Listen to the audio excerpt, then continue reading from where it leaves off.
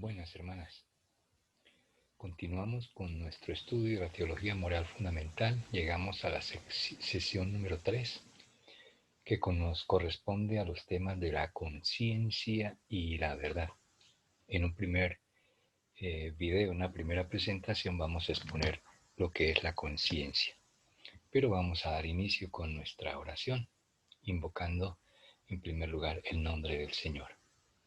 En el nombre del Padre, del Hijo y del Espíritu Santo. Amén. Y hacemos esta pequeña oración que es de San Alfonso María de Ligorio, patrono de la ciencia moral y de los que estudiamos moral. Señora mía, amantísima, San Bernardo te llama robadora de corazones. Dice que andas robando corazones con tu belleza y bondad. Róbame, te lo ruego, el pobre corazón mío, y con él mi voluntad. Yo te la doy toda entera. Ofrécela a Dios unida con la tuya. San Alfonso María de Ligorio, ruega por nosotros. El contenido entonces para este primer video o presentación es el de la conciencia, empezando primero con la introducción y luego en un segundo video será el tema de la verdad. En cuanto a la introducción, podemos comentar lo siguiente. El punto de partida es el Concilio Vaticano II, quien invitó a los estudiosos a poner una atención especial en perfeccionar la teología moral. Ya existía la ciencia de la teología moral en la Iglesia, hemos comentado desde siglos, pero en estos momentos llegó la hora de la renovación en esa ciencia de la teología moral y sobre todo en su enseñanza. Eso lo propuso entonces el Concilio Vaticano II y luego el Papa Juan Pablo II lo asumió y lo impulsó mucho más con su encíclica La Veritatis Splendor. Por eso encontramos acá los dos textos citados. En primer lugar, es el texto de la Optata Tusius. OT es Optata Tusius, uno de los documentos del Concilio Vaticano II, el que precisamente está centrado en la formación para la vida religiosa y la vida consagrada. Tomamos como punto de referencia entonces este documento del Concilio Vaticano II, numeral 16, donde se hace la invitación a eso, a perfeccionar la teología moral. Y luego en la Veritatis Splendor, el numeral 29, parágrafo 2, la exhortación también del Papa Juan Pablo II. Así entonces, tal como lo enseña la Veritatis Splendor, la Iglesia ha desarrollado una reflexión moral que hoy por hoy se llama en la Iglesia la teología moral, que es precisamente como denominamos nuestro tratado, teología moral, pero como estamos en la parte de los principios, lo llamamos teología moral fundamental.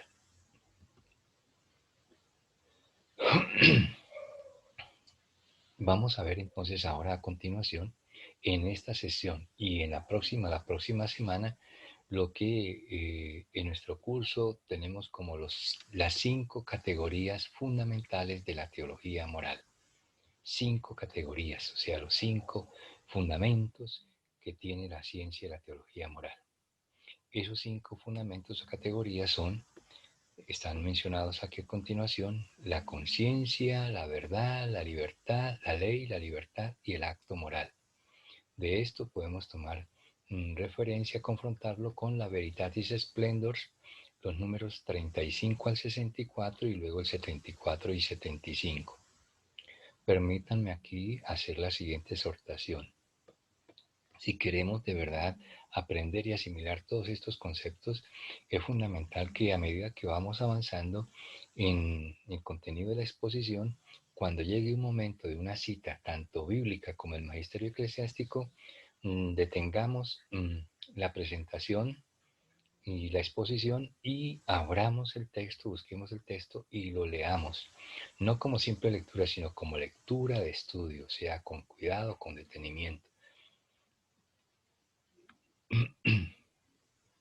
Ahora, este estudio, estas 5 categorías fundamentales que acabamos de mencionar, se hace porque existe la necesidad de consolidar una clara concepción de de estas categorías para evitar las confusiones y desorientaciones a las que nos expone el mundo, la sociedad moderna, el mundo actual. Como dice el Papa Benedicto XVI, una sociedad que se mueve en el relativismo y en el subjetivismo, entonces van deteriorando los principios fundamentales de la moral. Por eso, dice el Papa, es necesario consolidar una clara concepción de lo que son estas 5 categorías: la conciencia, la verdad, la ley, la libertad y el acto moral. Entonces, empezamos con el primero de ellos, que es la conciencia. Vamos a empezar primero por la definición.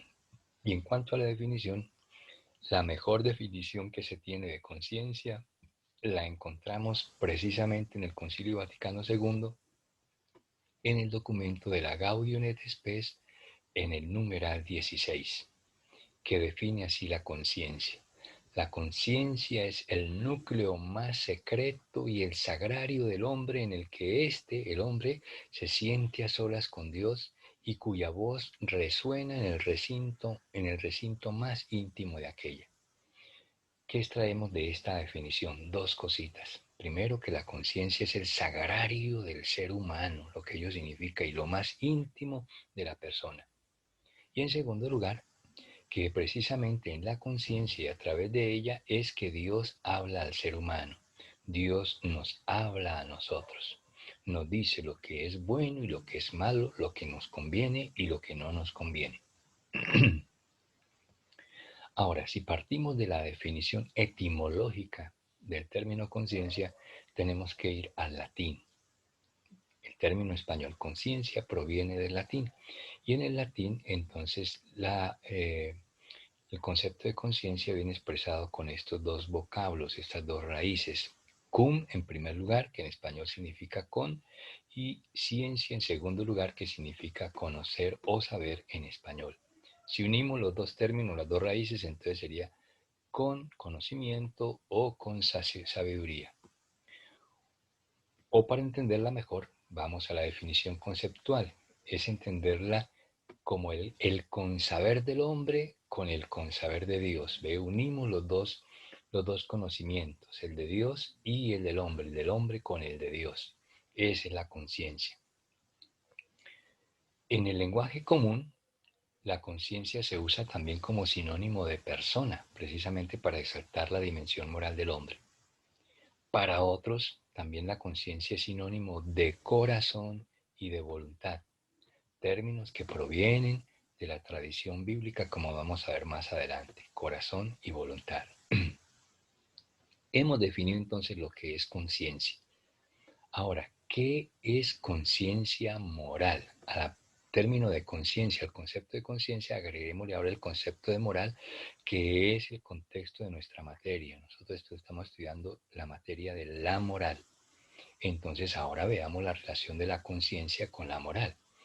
Y uniendo esos dos conceptos tendríamos entonces lo siguiente: la conciencia moral, presente en lo íntimo de la persona, es un juicio de la razón que en el momento oportuno impulsa al hombre a hacer el bien y a evitar el mal. ¿Ve? Entonces es ese juicio que tenemos nosotros por la razón para obrar en determinado momento el bien y también en determinado momento para evitar el mal.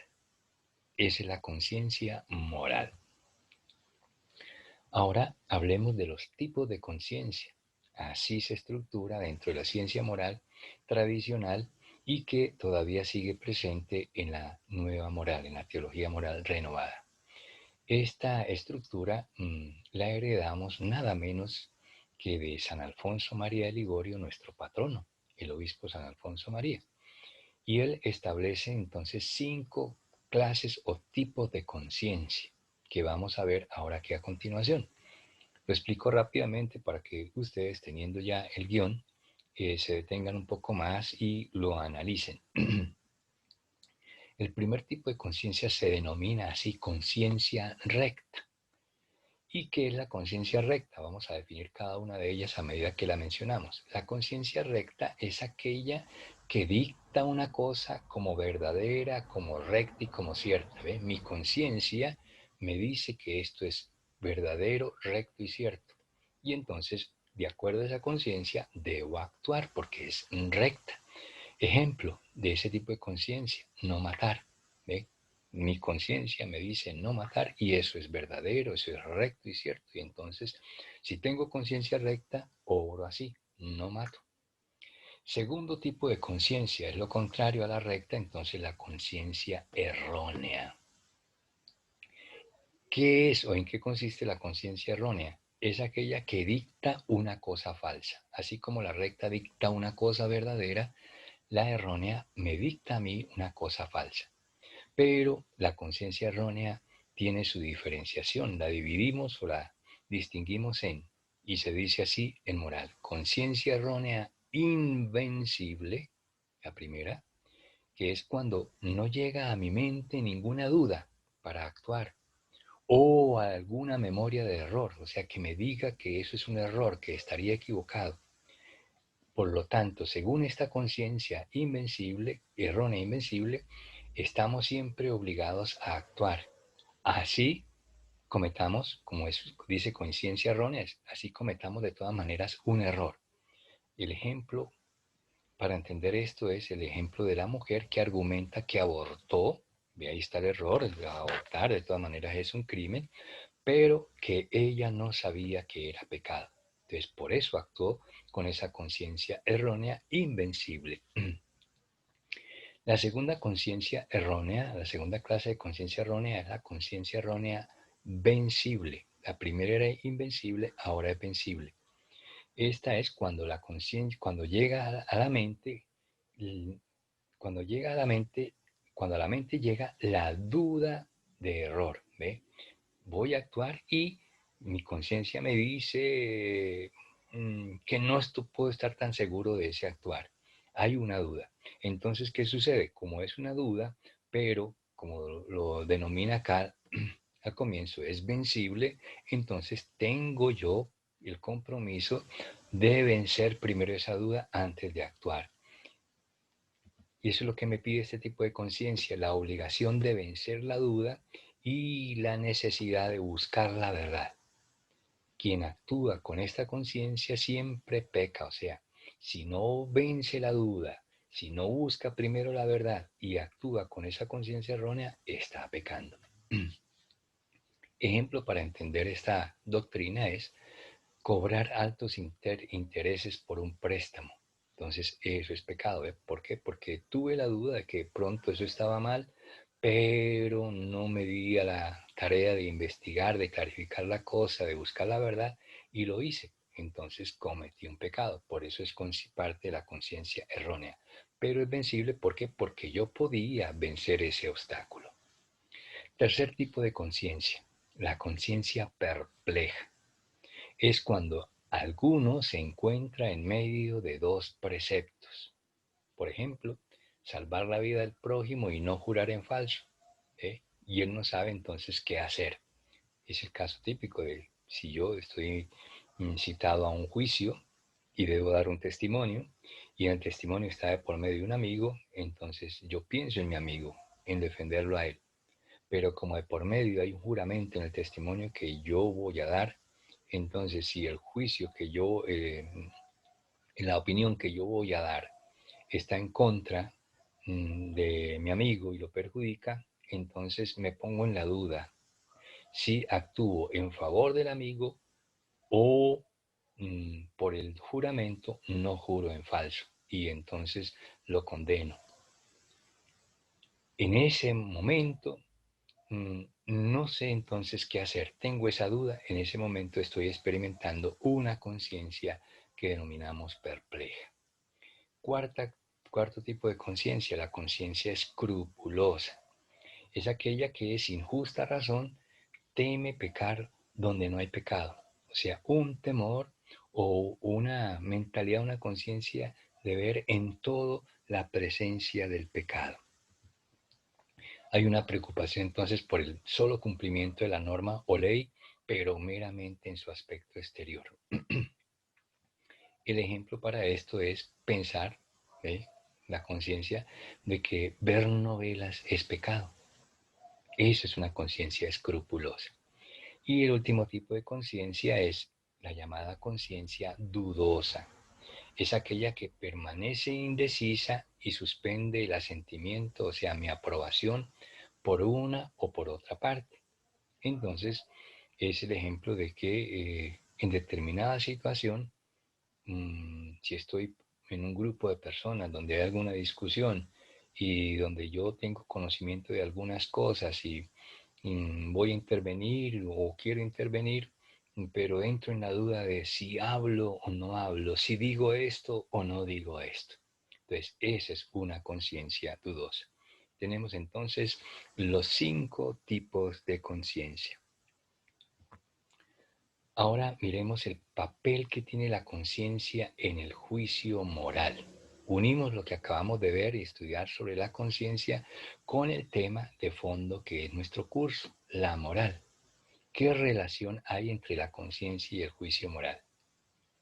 Ya decíamos por el Gaudium et Spes número 16 que la conciencia es el sagrario del ser humano, pero en ella se realiza un juicio práctico o juicio moral. Es en la conciencia o por la conciencia que nosotros hacemos lo que llamamos en moral el juicio moral.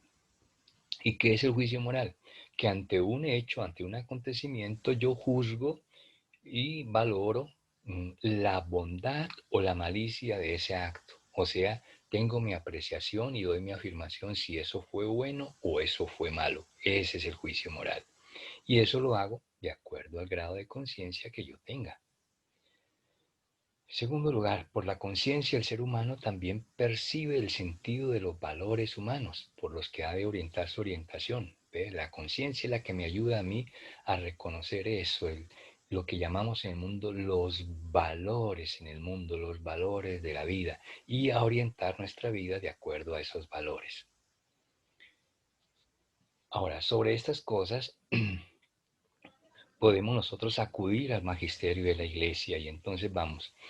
En primer lugar, al Catecismo de la Iglesia Católica en el numeral 1778 y luego en la Veritatis Splendor en el numeral 32, es para detener en este momento la presentación, buscar estos textos y leerlos con cuidado, con carácter de estudio, para ver lo que estamos formulando acá, la relación que hay entre conciencia y el juicio moral.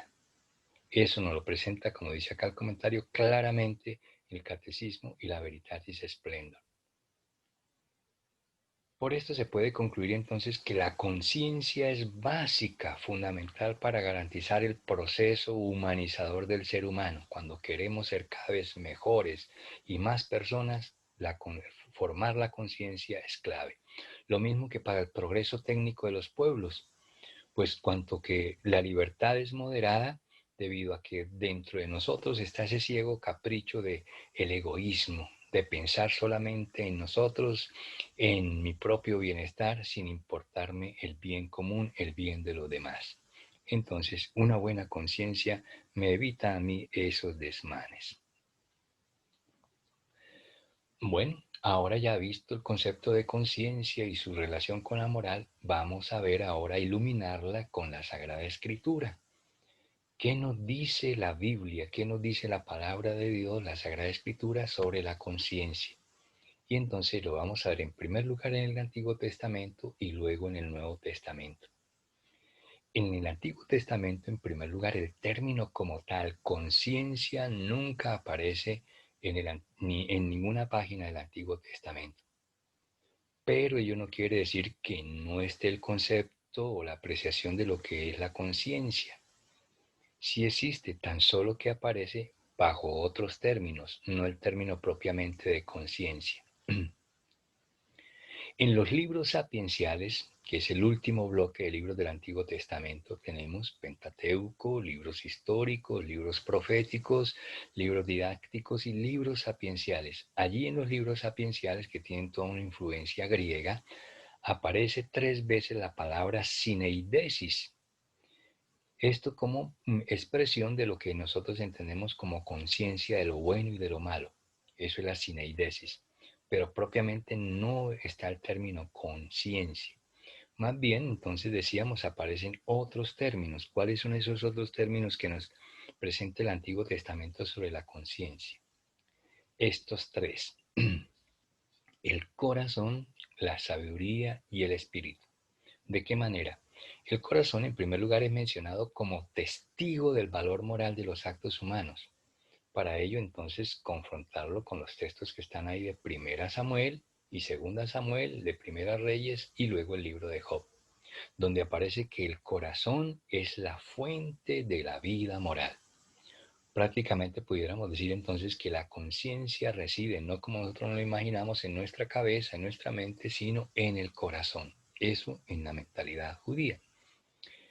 Segundo término, la sabiduría. Y la sabiduría abarca diversos aspectos como la prudencia, la conciencia en sí misma, que todo esto es fruto de la experiencia y que lleva consigo también el sentido de la agudeza y de la perspicacia, lo que nosotros en nuestro lenguaje común denominamos la astucia, la viveza, y se le relaciona con la elección de los medios apropiados para la consecución de un fin. ¿Ve?